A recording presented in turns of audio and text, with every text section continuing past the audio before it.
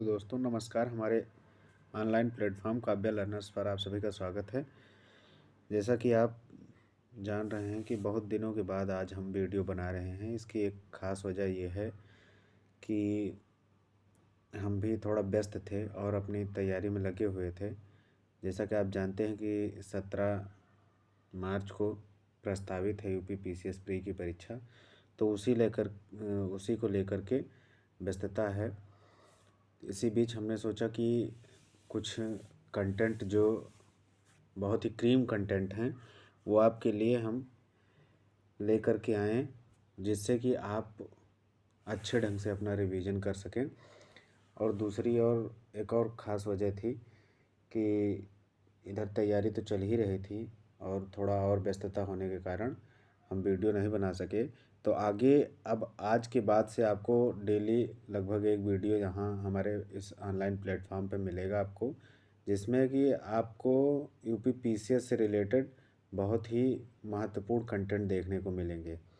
जैसा कि आज हम जितने भी सस्टेनेबल डेवलपमेंट गोल्स हैं, एसडीजी जितने हैं 1 से लेकर के 17 तक, जो एसडीजी मतलब एसडीजी फर्स्ट से लेकर के 17 तक क्या क्या है कौन से एसडीजी में, वो हम पूरा आपको बताएंगे केवल एक वीडियो में।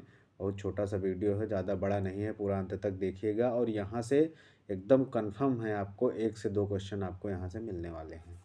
ऐसे ही आगे के वीडियोज़ में हम आपको मॉक टेस्ट लेकर के आएंगे, जो कि आपको बहुत सारे प्लेटफॉर्म पे पेड में मिलता है या बहुत मिलेगा भी नहीं, लेकिन हम अपने इस चैनल पे अब आपको यहाँ से इस चैनल पे लगभग 2 से 3 मॉक टेस्ट हम आपको बढ़िया देंगे और उसमें सी सेट के भी 1-2 मॉक टेस्ट आपको यहाँ पे देखने को मिल सकते हैं।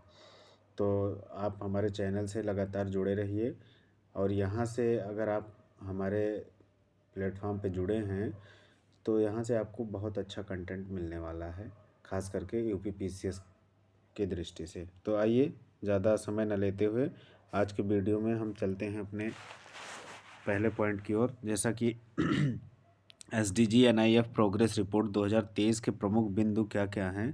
तो भारत द्वारा हासिल की गई उपलब्धियां एसडीजी में एसडीजी का फुल फॉर्म होता है सस्टेनेबल डेवलपमेंट गोल्स। ठीक है। तो पहला एसडीजी फर्स्ट क्या कहता है, निर्धनता उन्मूलन। बेसिकली यही पूछता है फर्स्ट में क्या है, सेकंड में क्या है, आपको मिलान करने को दे देगा। क्वेश्चन पूछने के इसके यही तरीके हैं, लेकिन फिर भी हम इनको जो है और इनमें क्या क्या चीज़ें दी गई हैं उनको भी एक बार देख लेते हैं। जैसे एसडीजी फर्स्ट निर्धनता उन्मूलन है, 2021-22 में 33.98 लाख स्वयं सहायता समूहों सेल्फ हेल्प ग्रुप्स को बैंक क्रेडिट ऋण से जोड़ा गया। दूसरा है 22-23 में 1,20,000 वरिष्ठ नागरिकों को सरकार द्वारा वित्त पोषित संस्थागत सहायता प्रदान की गई। और तीसरा है भारत ने आपदा जोखिम न्यूनीकरण के लिए सेंडाई फ्रेमवर्क को अपनाया और लागू किया। ठीक है। तो ये चीज़ें क्या है, ये आपके निर्धनता उन्मूलन यानी कि एसडीजी फर्स्ट जो है वो गरीबी को कम, जो निर्धनता है उसको ख़त्म करने की ओर उसने इतने काम किए हैं, उसके बारे में ये बताया गया कि क्या क्या किया गया है। तो ये सारी चीज़ें इम्प्लीमेंट की गई हैं। ठीक है, जिससे कि निर्धनता को कम किया जा सके या ख़त्म किया जा सके। दूसरा है एसडीजी 2 शून्य भुखमरी, यानी कि लक्ष्य क्या है हमारा, सस्टेनेबल डेवलपमेंट गोल सतत विकास लक्ष्य क्या है कि भुखमरी को एकदम से समाप्त करना है, शून्य भुखमरी करना है। तो ये किस में आएगा, ये एसडीजी 2 यानी कि दूसरा लक्ष्य ये है सस्टेनेबल डेवलपमेंट गोल का। ठीक है। तो इसमें पहला काम क्या किया गया, जैविक खेती के तहत 3.9% निवल क्षेत्र को कवर किया गया है। और 2022-23 में कृषि क्षेत्र में प्रत्येक श्रमिक का जीवीए 84,921 रुपये था। ठीक है। अगला है तीसरा एसडीजी थर्ड जो है वो बेहतर स्वास्थ्य और कल्याण, यानी कि जो गोल हमारा बनाया गया है वो स्वास्थ्य सुविधाओं को बेहतर से बेहतर करने की बात की गई है। ठीक है। तो 18 से 20 में मातृ मृत्यु अनुपात प्रति लाख जीवित जन्म पर 97, 2014 से 16 में 130 जो था वो घट करके 97 हो गया। 2020 में 5 वर्ष से कम उम्र के बच्चों की मृत्यु दर 32 हो गई, जो कि 2015 में 43 थी। ठीक है। 2025 तक क्षय रोग को खत्म करने की प्रतिबद्धता व्यक्त की गई है। अगला है एसडीजी 4। एसडीजी 4 का क्या है लक्ष्य, गुणवत्तापूर्ण शिक्षा। ठीक है। इसमें क्या हुआ है, कक्षा 8 तक निःशुल्क एवं अनिवार्य प्रारंभिक शिक्षा बहुत दिनों से चली आ रही है। अब जैसा कि आप जानते हैं 21A के तहत 6 से 14 वर्ष के बच्चों को अनिवार्य और निःशुल्क शिक्षा की व्यवस्था की गई है। दूसरा है 2021-22 तक उच्चतर माध्यमिक शिक्षा में सकल नामांकन अनुपात GR ग्रॉस इनरोलमेंट रेशियो 57.6% था। 2020-21 तक तृतीयक शिक्षा में सकल नामांकन अनुपात जो था वो 27.30% था। 89.30% स्कूलों में विद्युत की पहुंच हो गई 21-22 तक। तो ये गुणवत्तापूर्ण शिक्षा की ओर जो कदम बढ़ाया गया उसके ये कुछ आयाम दिए गए हैं। अगला है SDG 5। SDG 5 क्या कहता है? लैंगिक समानता की बात करता है। ठीक है, 2019 में संसद यानी कि लोकसभा में महिलाओं की राजनीतिक भागीदारी 14.36% थी। 18 से 20 में जन्म के समय लिंगानुपात 907 था, जो कि 14 से 16 के बीच में 898 था।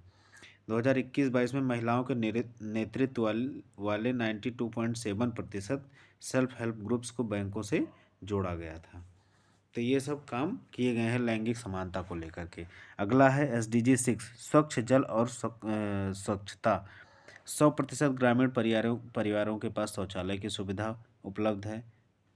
आप जैसा कि जानते हैं 19 नवंबर को विश्व शौचालय दिवस मनाया जाता है और शौचालय को इज्जत घर के नाम से जाना जाता है। ठीक है, ODF लगभग सभी गांव ODF घोषित हो गए हैं भारत के। ठीक है, तो 100% ग्रामीण परिवारों के पास शौचालय की सुविधा उपलब्ध है। ODF मतलब ओपन डिफेकेशन फ्री। दूसरा क्या हुआ है कि 2019 से 20 में सभी 100% जिलों को खुले में शौच से मुक्त ODF घोषित किया गया था और 2021 में 91% जल निकायों में परिवेशी जल गुणवत्ता की उपलब्धता थी। अगला है SDG 7 वहनीय और स्वच्छ ऊर्जा। 2021-22 में 100% घरों का विद्युतीकरण कर दिया गया था। 2022-23 में 99.80% घरों में स्वच्छ ईंधन का उपयोग किया जा रहा था और 2022-23 में कुल स्थापित विद्युत उत्पादन में नवीकरणीय ऊर्जा का हिस्सा 22.5% था। यानी कि नवीकरणीय ऊर्जा आप जान रहे हैं रिन्यूएबल एनर्जी, जैसे सौर ऊर्जा, ठीक है, पवन ऊर्जा, ये सब जो है ये रिन्यूएबल एनर्जी में आती हैं। तो ये इनका हिस्सा जो है 22.5% हो गया था 22-23 में। नेक्स्ट है अगला है SDG 8 गरिमापूर्ण कार्य और आर्थिक समृद्धि। तो इसमें क्या हुआ है 15-16 में 6,326 पेटेंट जारी किए गए थे, जबकि 22-23 में पेटेंट की संख्या बढ़कर 34,134 हो गई है, यानी कि उसके 6 गुना बढ़ गया है। अगला है 2022 में स्टार्टअप इंडिया योजना के तहत 26,522 स्टार्टअप्स को मान्यता दी गई थी, जबकि 2016 में 428 स्टार्टअप्स को ही मान्यता दी गई थी। यानी कि कहाँ 428 थे, 428 से बढ़ करके आपके 26,522 हो गए। नेक्स्ट है युवा रोजगार के लिए राष्ट्रीय रणनीति का संचालन किया जा रहा है। तो ये SDG 8 के तहत चीज़ें हो रही हैं। अगला है SDG 9 उद्योग नवाचार और अवसंरचना। इसमें क्या हुआ है, इसमें 22-23 में 59.97% आबादी इंटरनेट का प्रयोग कर रही थी। 2018-19 में 1 करोड़ रुपए की लागत में 50.65 टन कार्बन उत्सर्जन हुआ था। 2015-16 में 61.45 टन कार्बन का उत्सर्जन हुआ था, जो कि घट करके 50.65% हो गया 18-19 में। 2020-21 में 10 लाख की आबादी पर 262 शोधार्थी और 2015-16 में 218 शोधार्थी थे। नेक्स्ट है SDG 10 असमानता में कमी। तो इसमें इस दिशा में जो काम हुए उसमें 2019 में लोकसभा के सदस्यों में 14.36% सदस्य महिलाएं थीं। 2022-23 में पूर्वोत्तर राज्यों के लिए बजट का 2.10% आवंटित, जबकि 15-16 में 1.66% आवंटित किया गया था। अगला है 23-24 में बजट का 6.19% अनुसूचित जाति और अनुसूचित जनजाति के कल्याण के लिए आवंटित किया गया है। नेक्स्ट है SDG 11 सतत शहर और समुदाय। 2022 में 98% वार्डों ने 100% घर घर अपशिष्ट संग्रहण सेवा प्राप्त की थी, जबकि 2023 में 76% अपशिष्ट प्रसंस्कृत 2016 में जो कि 17.97% था किया गया था। अगला है 2020 में सड़क दुर्घटनाओं में चोट लगने की दर 24.76 और मृत्यु दर 9.84% थी। नेक्स्ट है SDG 12 जिम्मेदारी के साथ उपभोग और उत्पादन। तो इसमें क्या काम हुआ है? पहला 2021-22 में 187.8 किलोग्राम प्रति व्यक्ति खाद्य उपलब्धता, जो कि 18-19 में 176 किलोग्राम थी। 2020-21 में प्रति व्यक्ति 6.81 मीट्रिक टन खतरनाक अपशिष्ट का उत्पादन, जो कि 17-18 में 7.19% हुआ था, जो कि घट करके 6.81% हो गया है। भारत ने खतरनाक अपशिष्ट और अन्य रसायनों के प्रभावी प्रबंधन के लिए पर्यावरणीय समझौतों की अभिपुष्टि की है। नेक्स्ट है SDG 13 जलवायु परिवर्तन। 2018 में आपदाओं के कारण 1 लाख आबादी पर 10,738.97 लोग, जबकि 15 में 14,743.14 लोग जो है प्रभावित हुए थे। यानी कि 2018 आते आते वो आंकड़ा घट करके 14,743 से 10,738 तक हो गया। नेक्स्ट है GDP की उत्सर्जन तीव्रता में 2005 के स्तर की तुलना में 24% की कमी हुई है। अगला है SDG 14 जलीय जीवन। 2022-23 में समुद्र सेवा प्रतिरूपण एप्लीकेशन संसाधन और प्रौद्योगिकी ओ स्मार्ट योजना के लिए 498.95 करोड़ रुपए का बजट अनुमान है। अगला है SDG 15 भूमि पर जीवन। 2021 में कुल भौगोलिक क्षेत्रफल का 21.71% वन आवरण, जो कि 2015 में 21.35% था। 2022 में कुल भौगोलिक क्षेत्रफल के प्रतिशत के रूप में 5.28% संरक्षित क्षेत्र था। नेक्स्ट है 2022 में कुल आर्द्रभूमि क्षेत्रों के 8.69% को रामसर स्थल के रूप में घोषित किया गया, जो कि 2016 में 4.15% था केवल। अगला है 2021-22 में पर्यावरण संरक्षण पर कुल सरकारी व्यय का 0.07% खर्च किया गया था। नेक्स्ट है भारत ने लाभों का उचित और न्याय संगत साझाकरण सुनिश्चित करने के लिए विधायी, प्रशासनिक तथा नीतिगत फ्रेमवर्क अपनाया है। नेक्स्ट है SDG 16 शांति, न्याय और मजबूत संस्थाएं। 2022 में प्रति लाख आबादी पर न्यायाधीशों की संख्या 1.49 थी। 2021 में उद्देश्यपूर्ण की गई हत्या प्रति लाख आबादी का 2.20, 2015 में 2.63 प्रति लाख थी। अगला है राष्ट्रीय मानवाधिकार संस्थान पेरिस सिद्धांतों में निर्धारित अंतर्राष्ट्रीय मानदंडों का अनुपालन करते हैं। और लास्ट है SDG 17 लक्ष्य प्राप्ति में सामूहिक साझेदारी। इसमें पहला है 25 राज्य निगरानी फ्रेमवर्क का उपयोग कर रहे हैं, जो कि 2019-20 में केवल 12 राज्य कर रहे थे, तो उसका डबल हो गया है। 2021 में कुल वैश्विक निर्यात में